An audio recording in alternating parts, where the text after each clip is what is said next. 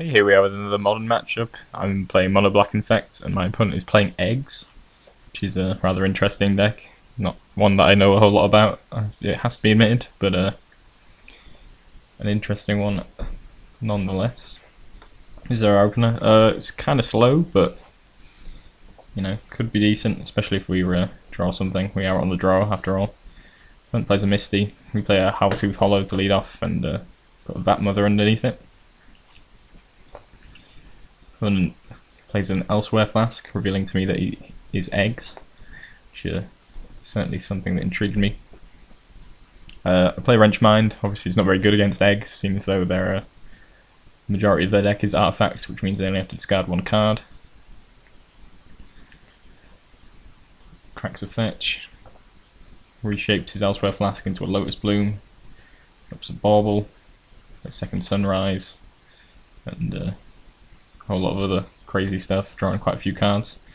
Kind of figured he would go off then, but it turned out he didn't, and we got under the turn, which seemed like a good thing. Going to double Raven's Crime here, actually triple Raven's Crime. Let's try and discard as many cards from his hand as possible, which just seemed like the right thing to do.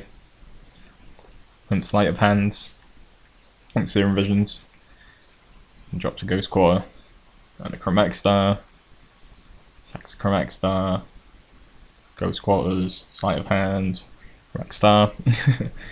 So all a bit crazy, to be honest. Decides to Wrenchmind away his last card, which happens to be a Reshape, which seems fairly good for us.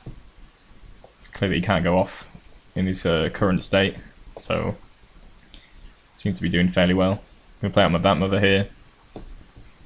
Plus the Pike, we can potentially kill him next turn, depending on what we draw.